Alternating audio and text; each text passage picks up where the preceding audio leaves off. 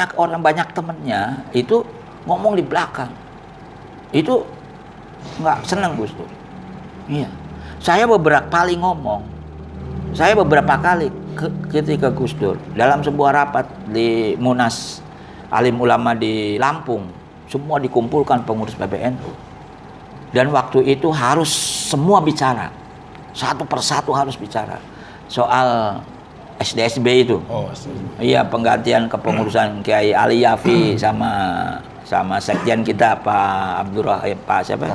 Gafar Rahman itu kan semua PBNU-nya rapat sekali. Kemudian saya waktu itu giliran saya. Kemudian saya katakan saya tidak setuju di PBNU ada diskriminasi. Saya bilang, diskriminasi gimana? Ada perlakuan yang berbeda pengurus PBNU terhadap Rois Am. Ketika Rois Amnya Kiai Ahmad Siddiq, itu luar biasa kita taatnya. Tidak berani mengadakan rapat tanpa persetujuan beliau. Kalaupun beliau, kalau kita mau rapat mesti kita tanya dulu sama beliau. Beliau bisa rabuh apa enggak? Kalau tidak bisa berkenan enggak? Kalau kita nanti rapat, umumnya kita tanya. Karena apa? Karena sebagian di antara yang harus nanya itu saya. Jadi saya pikir itu luar biasa. Tapi ketika Ali Yafi, saya bilang, yang juga menurut ukuran tatanan organisasi derajat sama mewakili Rois Am, sama fungsinya sebagai Rois Am, meskipun beliau adalah pengganti kan gitu kan, sama. Itu perlakuannya beda. Kita mau rapat nggak peduli, kayak Ali Yafi mau datang apa datang, kita jalan terus. Saya bilang ini mesti stop. Menurut saya, pada diem aja. Kemudian saya bilang, ini kita sekarang ribut-ribut. Semua ingin menggantikan Kiai Ali Yafi. Tapi Kiai Ali Yafi datang atau tidak datang, kok saya yang harus nanya? Memang seluruh suruh nanya, saya yang suruh nanya. Suruh nanya Kiai Ali Yafi datang nggak ke Munas dan Konbes di Lampung itu. Karena apa? Mungkin saya dianggap orang yang agak sering komunikasi sama Kiai Ali Yafi dibandingkan yang lain. Gus Dur di situ dikritik begitu. Padahal yang memperlakukan begitu yang paling kentara kan Gus Dur. Hormatnya sama Kiai Ahmad Siddiq, sama perlakuannya sama Kiai Ali Yafi. Kan yang paling kelihatan kan Gus Dur. Tapi nggak ada reaksi apa-apa. Cuman ketika di belakang, bener ya, bagus itu ya, bagus gitu. Ya bilang. Ketika terjadi proses Kiai Ilyas menjadi wakil Rois Am, di forum itu juga di Lampung itu. Rois itu berdebat berapa banyak itu, karena sebagian ingin muncul kayak Pak Yusuf Hasim itu bergandengan sama Kiai Sahal. Jadi Pak Yusuf Hasim mendorong Kiai Sahal supaya mau menggantikan itu. Yang lain, Gus Dur rupanya nggak begitu srek karena ini manuvernya Pak Yusuf Hasim, gitu kan. Sampai terbuka, gitu kan. Terus rapatlah Surya, keluarlah nama Kiai Ilyas. Begitu nama di skorsing itu nama Kiai Ilyas, mungkin dilaporkan ke Gus Dur.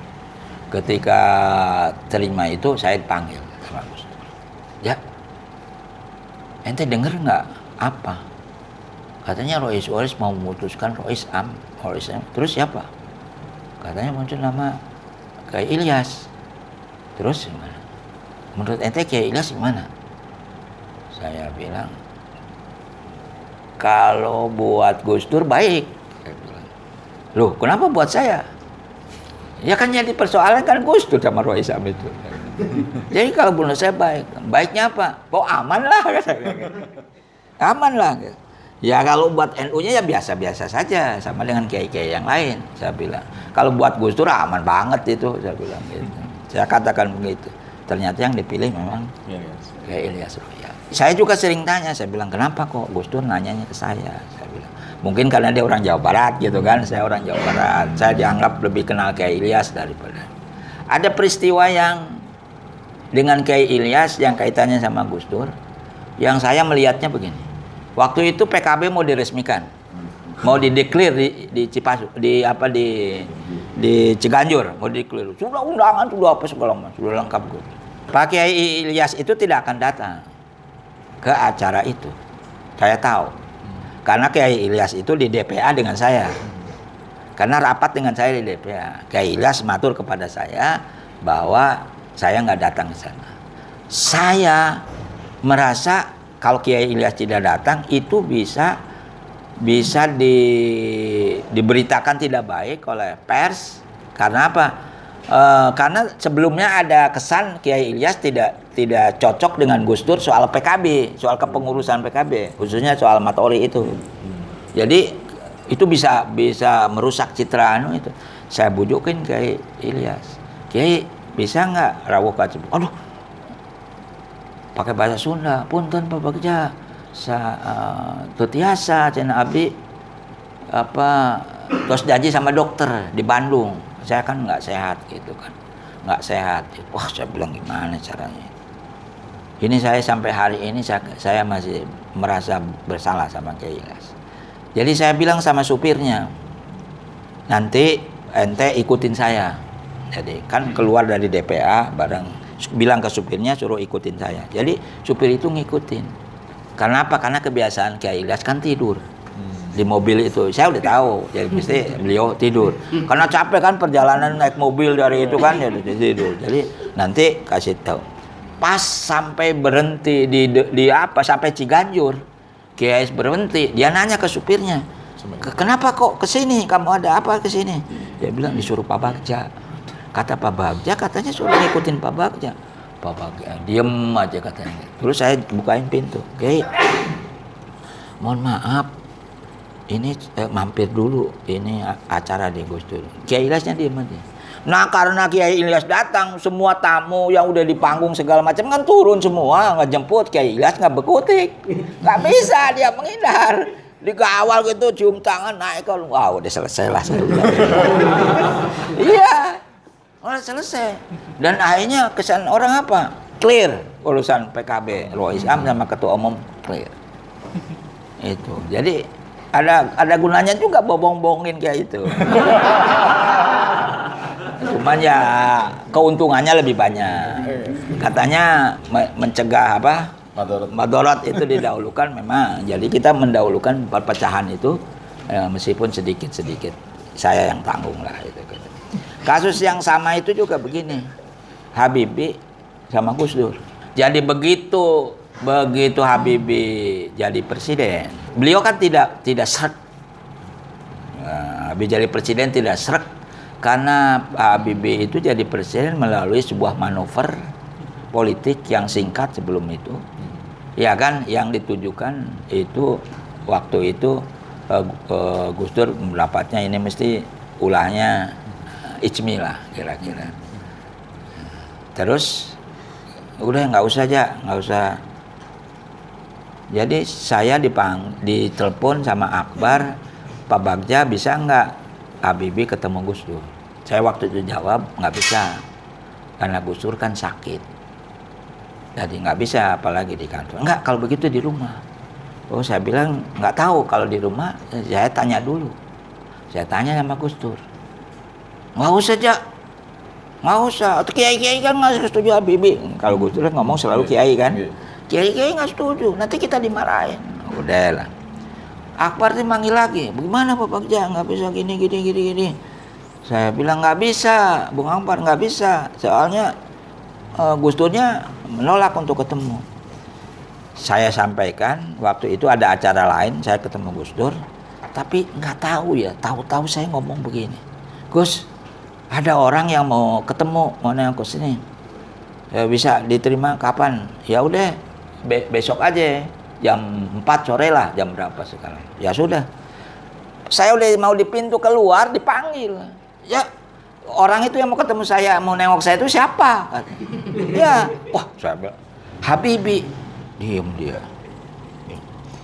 Diam. Saya bilang, Habibie mau nengok Abdurrahman Wahid, bukan presiden mau nengok ketua umum PBNU. Itu saya ngomongnya begitu. Dia sesama muslim mau menengok orang sakit muslim yang lain. Berilah kesempatan dia untuk beramal. Ente kayak kiai aja. Ya betul Gus Dur. Ente kayak kiai aja. Ya, orang mau beramal nengok orang sakit, saya bilang. Akhirnya dia ngasih syarat.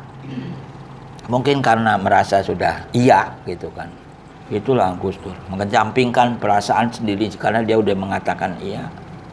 begitu, ke kita mungkin yang sudah merasa memahami posisi saya antara pemerintahan Habibie sama Gus Dur, itu yang saya nggak tahu pakai indera apa dia. Iya, kemudian setelah begini aja, Jak, bilang sama dia datang ke sini nggak usah pakai sirine, nggak usah dikawal rame-rame, nggak usah bawa pers, dan tidak usah bikin pernyataan politik. Ya udah, saya sampaikan ke Akbar, nggak boleh gini, nggak boleh begini, nggak boleh gini, nggak boleh begini. Setuju? Kalau setuju, oke. Ya. Kata Akbar, kalau begitu Pak Bagja ada di sana, orang PBNU ada di sana, tapi yang terima keluarga. Saya bilang, jadi diterimalah sama Mas Umar apa segala macam. Ketika datang di situ, apa yang terjadi? Gus Dur memang luar biasa. Bercanda-canda sampai 2 jam lewat. Saya bilang, ini apa? Katanya tadinya nggak boleh, kenapa kok bisa sampai 2 jam itu? Di belakang itu saya baru kelakar gitu, gimana ini? Saya bilang, ya bosannya nggak boleh. Nggak begini, Jak. Ya begini, Jak. Saya sesungguhnya tadi itu kalau ente perhatikan, saya tuh lagi ngeledekin Habibie. Tapi Habibie nggak tahu, disangkanya jok-jok itu. Saya ledekin itu. Kira-kira begitu lah. Ya, itu jadi ada kesan saya, sesuatu yang mungkin juga secara politik, secara apa dianggap besar, bisa diselesaikan dengan cara-cara yang sangat ringan, sangat enteng. Jadi ini juga karakteristik Gus Dur itu melihat sesuatu itu mungkin tidak juga hitam putih, tapi dia punya cara bagaimana ini bisa selesai. Bisa cara dengan selesai. Contohnya dengan Kiai As'ad Syamsul Arifin yang Buparoko, muktamar di Jogja. Apa yang pertama kali diurus sama Gus Dur? Panggil saya. Panggil mana? Ya, itu Kiai As'ad datang enggak? Saya bilang belum ada beritanya. Tapi berita terakhir beliau mau datang tapi silaturahmi ke Kiai Ali Maksum. Dan tidak menghadiri muktamar. Oh, udah kalau begitu katanya begitu. Udah, nanti kan Kiai Ali yang terima kata gitu. Kiai Ali keterima. Tapi kalau datang PBNU kan saya harus terima katanya gitu kan. Cuman karena gambling, kalau datang segala macam semua di antara kita takut ada sesuatu yang tidak dianukan, dan ke situasi muktamar pada waktu itu juga ada masalah-masalah. Saya berembuk sama, saya ngebel Anwar Nuris yang santrinya tadi yang mantan sekjen itu. Saya minta kepastian Kiai As'ad itu hadir atau enggak. Terus dia bilang, menurut sampean apa perlu hadir apa enggak? Menurut saya tidak usah. Tapi mesti kirim surat lah, apa ucapan selamat, muktamar atau segala macam, biar tidak terkesan bahwa Kiai As'ad itu berbedanya tidak dengan NU, tidak dengan forum-forum resmi NU. Kirim surat Kiai As'ad. Datang Sahrawi Musa utusannya, clear. Kata Musa, enggak benar tuh, Ja, katanya Kiai itu mau datang. Enggak, yang datang utusannya bawa surat. Ada suratnya? Enggak ada, nih saya udah bawa, saya bilang kopinya. Jadi udah selesai. Jadi banyaklah pelajaran Gus Dur yang menghadapi masalah-masalah yang besar itu dengan sangat. Contoh misalnya kita kan waktu itu 9 orang dipanggil sama Soeharto. Di saat-saat terakhir Soeharto lengser itu kan ada 11 orang. Dari kita itu ada saya, ada Gus Dur, ada Kiai Lafi, terus ada Nurholis Majid, ada Hemain Najib, ada Olil Ridwan dari Dewan Dakwah Sesal itu. Ketika Pak Harto bilang bahwa kan kita sepakat penggantian kepengurusan itu konstitusional. Kalau konstitusional itu berarti lewat pemilihan umum. Berarti kan undang-undangnya harus dirubah. Karena kalau menurut undang-undang masih sekian tahun lagi. Jadi harus dipercepat. Kalau dirubah itu kan harus DPR. Nanti kita atur supaya DPR melalui fraksi Golkar itu bisa merubah undang-undang. Waktu itu yang merespon itu Nurholis itu menceritakan bahwa mahasiswa udah demo apa segala macam. Gus Dur itu menyebutnya begini. Kita ini diundang ke sini, saya kira Bapak udah ada jalan keluarnya. Bagaimana merespon keadaan itu? Sehingga kita tinggal menyampaikan ke masyarakat. Kalau dipertanyakan kepada kita, itu kita bisa berbeda memberikan kalimat. Ternyata betul. Begitu keluar, padahal di dalam itu nggak ada bicara. Kalau menurut Pak Harto kan maunya ada Dewan Reformasi lah, baru reformasi yang menyelenggarakan pemilu gitu kan. Dan tapi itu memang betul dari Rizwan. Dan yang menyebut kata-kata bahwa Pak Harto harus mundur itu Kiai Liafi. Ketika sebelum doa, diminta doa, Kiai Liafi menyampaikan, Pak, kalau menurut saya yang dituntut mahasiswa itu adalah Bapak mundur. Sebab ketika disebut Pak Harto mundur, kemudian penggantinya Habibie, itu kan konstitusional gitu kan. Pak Harto responnya, jawabnya lain. Kan Pak Habibie juga di demo. Itu jawabnya. Enggak, itu Pak Habibie juga di demo menurut Pak Harto. Jadi waktu itu enggak ada kesepakatan jalan keluar itu. Tapi kemudian satu hari kemudian saya dipanggil Gus Dur, diberitahu, saya ditelepon sama Tutut, katanya besok Pak Harto mau mengundurkan diri. Waktu itu, jadi kan cuma 2 hari dari kita ketemu, 2 hari apa 3 hari saya. Ente cari Wiranto, bagaimana sikap TNI. Jadi semalaman saya cari Pak Wiranto. Dan malaman cari Pak Wiranto, ketemu subuh di Merdeka Barat. Saya dikasih tahu bahwa Pak Wiranto bisa nerima itu subuh. Kemudian cerita ke Wiranto, NU menunggu beritanya gimana tentara. Terus Pak Wiranto bilang, ini draft kesepakatan kita dengan seluruh panglima untuk merespon Pak Harto besok mau turun. Jadi baca. Jadi Pak Bagja adalah orang pertama di luar TNI yang mengetahui sikap TNI terhadap besok. Ya udah, kalau tentaranya setuju, saya sampaikan ke Gus Dur. Tentara udah oke, mengamankan besok. Ya udah. Kalau begitu jadi katanya gitu. Saya ingat juga bagaimana membiarkan Amin Rais berperan. Jadi ketika Gus Dur ngumpulin di Ciganjur segala macam, dan mahasiswa udah menduduki Senayan, ya kan, Senayan berdemo apa segala macam, datanglah utusan mahasiswa Ciganjur meminta supaya ada orang NU yang orasi di forum itu. Saya masih ingat bahwa yang waktu itu siap adalah Pak Rozi Munir.